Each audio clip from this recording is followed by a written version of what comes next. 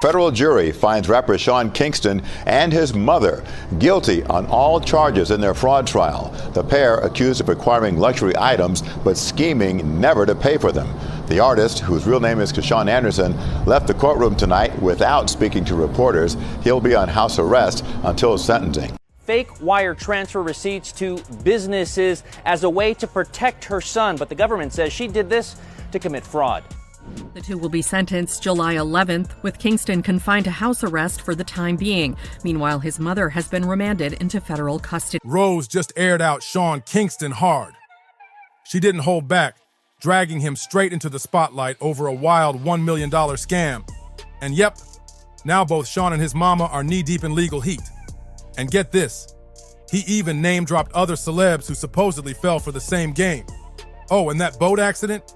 Rose is straight up calling that fake too. But let's start with the juicy fraud drama. So, according to Ricky, Sean and his mom were running one of the slickest celebrity hustle operations we've seen in a long time. And now the feds got the receipts to prove it. 232-inch colossal television valued at $115,000. Mateos claims he began installing the TV after receiving a down payment of $30,000, but after the project was completed, months of back and forth with Kingston through text messages. Here's what the authorities are saying. Sean and his mom were pulling in over $1 million by pretending to buy all kinds of luxury goodies. Fancy rides, massive flat screens, iced out jewelry, you name it. But the gag is, they never actually paid a dime. Ross says this scam wasn't just some one-time thing either. He claims it's been going down for years. Here's how they worked it. Sean would flash his fame, drop names like Justin Bieber, and promise shout-outs or big promo deals on social media in exchange for all the bling and toys. But when it came time to show the money, boom. He'd send over a fake wire transfer like, yeah, the cash is coming, then vanish like a ghost. And the stuff they managed to finesse? Crazy. First off, a bulletproof Escalade worth $160,000. Then there's the high-end watches, a 232-inch LED screen. Yup, you read that right. And nearly $500,000 in jewelry. Two now facing multiple federal wire fraud charges, prosecutors say, stem from allegations the pair would claim to send bank wire transfers as payment with phony paperwork as a way of defrauding businesses and people out of luxury items. They were living it up, off nothing but smoke and mirrors. Oh, and Ross didn't just talk, he dropped the actual receipts. Prosecutors revealed texts where Sean literally told his mama to whip up a fake wire confirmation to trick vendors into thinking payment was on the way. Meanwhile, these vendors were out here chasing their money, only getting paid if they threatened to sue or brought in the police. But don't get it twisted. Mama Kingston wasn't just helping out. The judge called her the real ringleader. She was behind the scenes, keeping the books, making moves, and calling all the shots. And apparently, this ain't even her first time in the game. Back in 2006, Sean's mama Janice already did a stretch behind bars for bank fraud, so this ain't her first rodeo at all. But now things just got way more serious. Both of them got slapped with multiple wire fraud charges, and sentencing is locked in for July 11, 2025. Each charge could stack up to 20 years behind bars. After they got hit with the guilty verdict, Janice went straight to jail. No delays. As for Sean, he's chilling at home on house arrest like it's no big deal, cushioned by a $500,000 property bond and a cool $200,000 in cash bail. And don't think the feds were playing with this case. They straight up called them masters of deception. But Sean's lawyer tried to flip the narrative, saying Sean's just a clueless celebrity who didn't know how to handle his business. Meanwhile, Janice's legal team went full defense mode too, claiming the victims were shady themselves. Wild, right? But Ross ain't falling for none of that. And neither are the feds. They say Sean used his fame to build an entire fake empire, but now it's all crashing down. The image, the lifestyle, the clout, it's all smoke. And let's be real, this scam stuff didn't start last week. It's been going down for years. Now remember that jet ski accident Sean had back in 2011? The one that had everybody praying for him? Yeah, that story's not aging well. Let's rewind. Singer Sean Kingston is in a Miami hospital after crashing a jet ski into a bridge. The Florida Fish and Wildlife Conservation Commission says Kingston and a female passenger were injured when the watercraft hit the Palm Island Bridge yesterday. That so-called near-death experience had headlines going crazy. Doctors said he had a torn aorta, broken ribs, a shattered wrist, and he almost drowned. Man was in critical condition, needed emergency open heart surgery, and stayed in the hospital for over 3 weeks.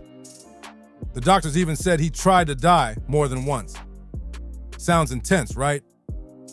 But the deeper you look, the more sketchy it feels. Right before the accident, Sean's career was already sliding. Beautiful girls had come and gone.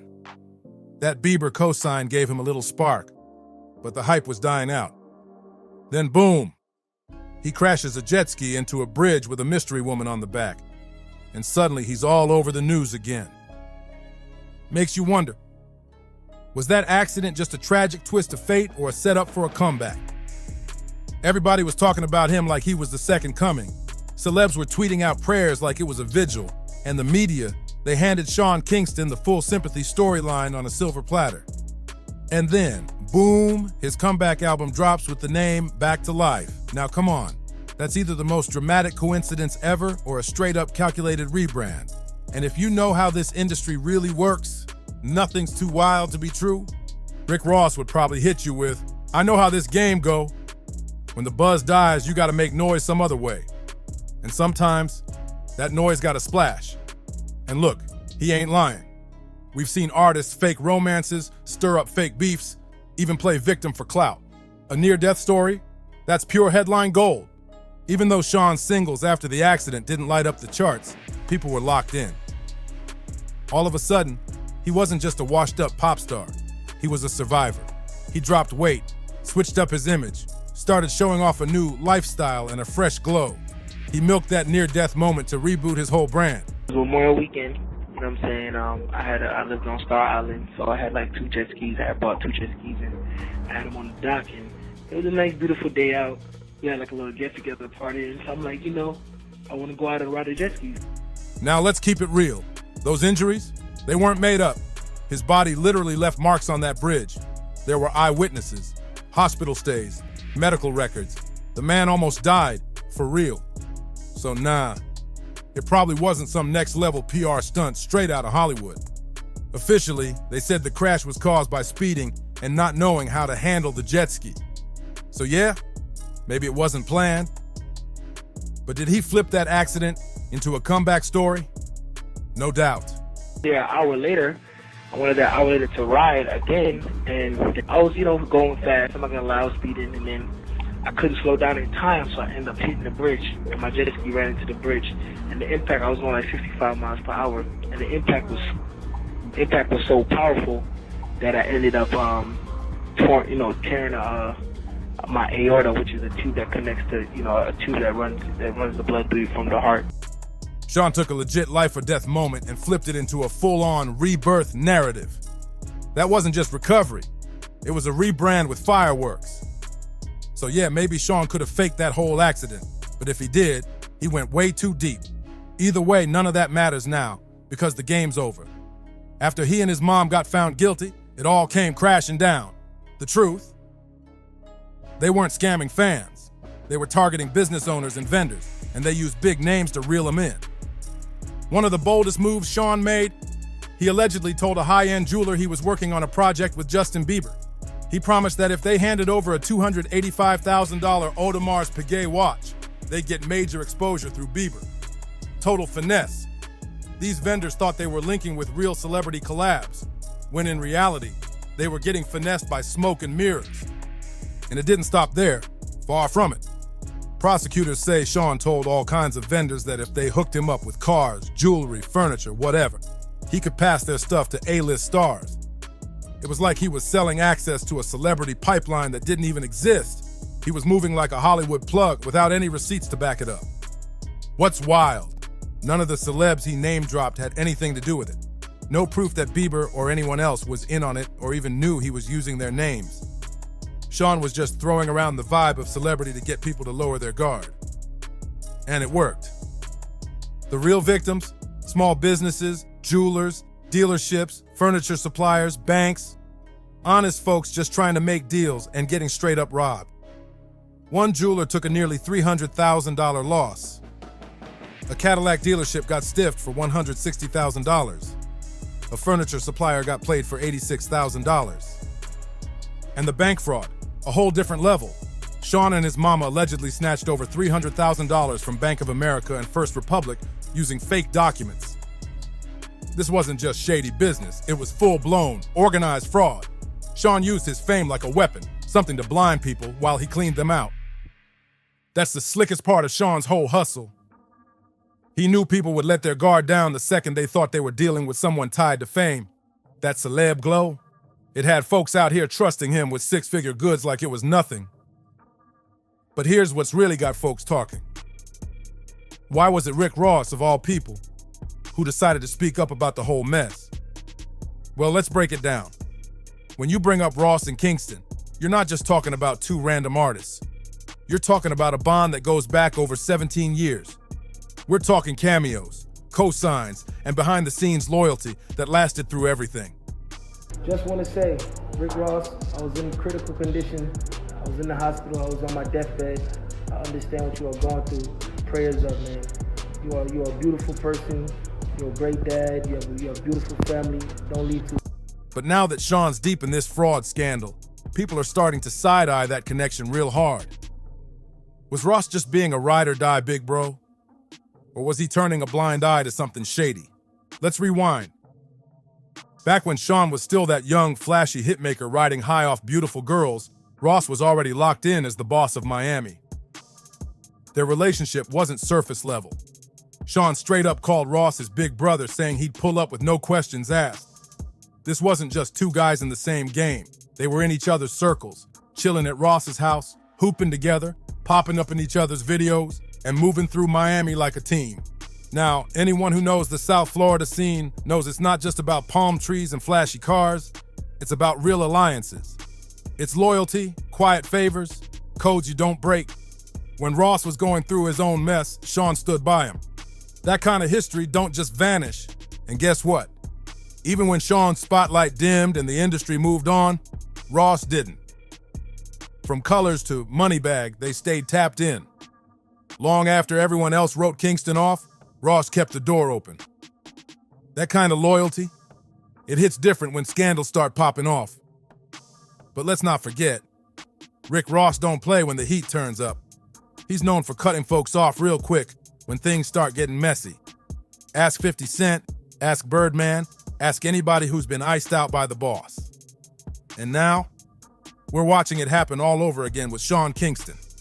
Now that Sean's facing real deal fraud charges and caught up in messy business with his mama, Ross has gone radio silent. No cosigns, no support, nothing. Now folks are whispering, did Ross already know what was going on behind the scenes? Not saying he was in on it, but let's keep it real. In the music world, rumors fly fast, and nothing stays secret for long.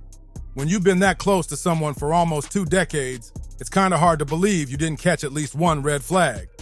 Anyway, let's get to the next big date, July 11th, 2025. That's when Sean finally gets sentenced. That's the day we find out whether he's going behind bars, and for how long.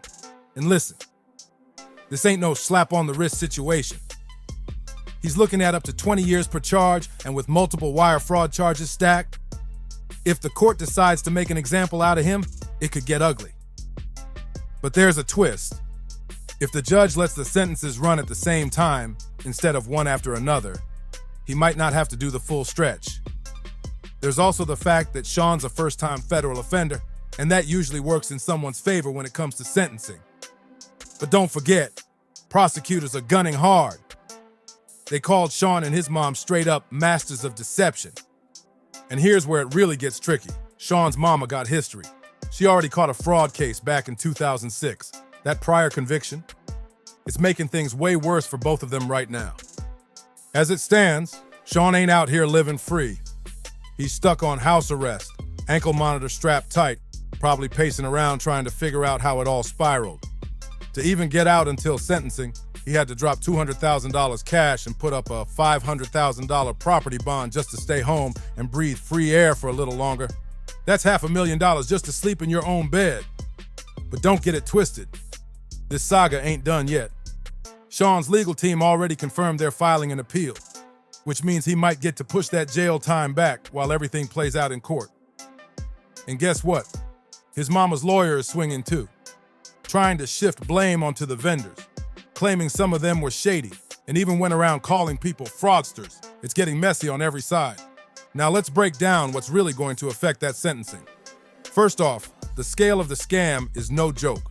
We're talking over $1 million in luxury goods, fancy cars, icy watches, massive flat screens, the whole luxury package. That's the kind of number that makes judges sit up straight. But Sean's crew, they're already prepping to play the sympathy card. Word is, they're planning to bring up his health.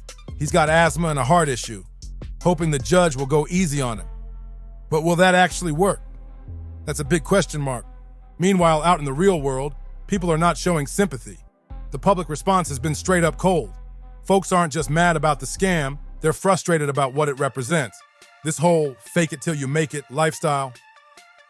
People are over it. The community's been side-eyeing hard, disappointed in how Sean blew through cash trying to flex instead of building something real. The message is clear. Trying to look rich while living broke, that ain't flying anymore, especially in this economy. And let's not forget all the flashy stuff they scammed their way into. What's going to happen to that? The authorities didn't just come for Sean himself, they went for everything. During a SWAT raid at his Florida rental in May 2024, the feds scooped up major luxury items. We're talking about cars, jewelry, electronics, all locked away in federal custody now, waiting on that final verdict. What happens to all that? Depends on how sentencing goes. A few scenarios are on the table, but one thing's for sure. This ain't over, and the fallout might be bigger than anyone expected. So here's how it could play out. If the court gives the green light, some of those flashy items could actually be returned to the original victims. People like Moshe, the jeweler, who got hit hard in this scam, might be able to get their pieces back if they're still in good condition and haven't magically gone missing. But if that Escalade's got dents, or that luxury watch is nowhere to be found, then Sean Kingston and his mama could be forced to cough up the cash equivalent. We're talking over $1 million in restitution just to pay for everything they allegedly scammed, every last item. So if anything's damaged, sold off, or straight up vanished, that bill's just gonna keep stacking higher. Now there's another route the court could take. Forfeiture. That means the feds sell off the seized goods, and the money from those sales either goes to pay back the victims or gets used to cover fines and government fees. Either way, Sean's glitzy lifestyle is getting dismantled piece by piece. And it doesn't stop at just the cars and the jewelry. Even his rental property could get seized and sold to help cover that mountain of debt. The feds aren't playing. They've got plenty of ways to make sure these victims get what's owed. But here's where it gets extra messy. The victims gotta file official claims to even try getting their stuff back. And some of the stolen goods, they might have already been flipped, hidden away, or never even listed. That kind of mess could seriously complicate the whole recovery process. In the end, it's all up to the court. They'll decide whether the goods go back to the victims or if Sean and his mom gotta cut fat checks instead. And don't think that's the finish line either, because there's still more fallout on the way. This case right here, it might set the tone for how high-profile celebrity fraud gets handled moving forward. With the size, the flash, and the boldness of the scam, Sean Kingston's mess isn't just about how many years he might serve. It's about making the victims whole and snatching back every single thing he got through shady means. By the time July 11th hits and sentencing goes down, the feds will have already mapped out what's happening to all that luxury stuff they seized. And that could have a major impact on how hard the judge comes down. Restitution is coming one way or another. Whether those iced out watches and fancy whips get returned, or whether Kingston and his mama got a fork over cold hard cash, it's happening. The feds don't play when it comes to fraud, especially when it's this loud, this flashy, and this public. This ain't some quiet back office scam. This was a whole celebrity flex turned con game. And let's not ignore the music angle. Real talk, Sean Kingston's career has been barely breathing since the early 2000s. But you know how this industry works. Anything can happen. Maybe he drops a documentary. spins it into a redemption tour, or goes full rise from the ashes mode. It wouldn't be the first time someone used scandal as a springboard. But right now, that comeback is on hold. Heavy. Bottom line, Sean Kingston's whole future is on the line. He might catch a break with that appeal, sure. But the feds got the receipts, the public's over it, and the pressure is real. All eyes are locked on July 11th, and depending on how that judge swings the gavel, it could flip everything. And just to add fuel to the fire, word just dropped that Sean couldn't even come up with the full amount for his bond release. That's right, all that luxury living, and now he's stuck with no way to pay his way out. Reality's hitting hard. Remember when the court told Sean he had to drop $200,000 in cold cash plus back it up with $500,000 in real estate just to chill on house arrest? Well, his team tried to get slick with it. Thought they could slide in a relative's debt-free property to help cover the bond. Cute move, but it still left them $100,000 short. Fast forward to just a few days ago, they showed up to court, probably crossing their fingers for a miracle. But nope. His legal team came clean and told the judge flat out, "We don't have the money." And the judge wasted zero time. He hit him with a cold "say less" and had Sean taken straight into federal custody. That's right, Sean Kingston is now officially in the hands of the U.S. Marshals because he couldn't cough up that last chunk of change. Unless he magically finds $100,000 lying around somewhere, he's staying locked up until sentencing in July. Now, some of y'all might be asking, where's all that money at? Let's keep it real. Someone out here running scams probably wasn't managing money too well to begin with. Most of that flashy lifestyle, the bulletproof Escalade, those giant LED screens, the blinged out watches, none of it was truly his. All that stuff was snatched using fake wire transfers. He never actually paid for it. It was a full-on illusion. And let's not forget, Sean hasn't had a major hit in years. When's the last time you even heard him on the charts? His main income probably came from random collabs and small performances, and with all this legal heat, that bag's been drying up fast. On top of that, legal fees aren't cheap. Between him and his mom both fighting serious charges, you already know he's been bleeding money trying to stay afloat. But now we want to hear from you. What do you think about Sean Kingston's fraud scandal and the fact that he and his own mother were pulling this off together? Was Rose right to call him out and put the receipts out there? Let us know your thoughts in the comments. And don't forget to like, subscribe, and share this video with somebody who needs to hear the real tea. We'll catch you on the next one. Stay locked in.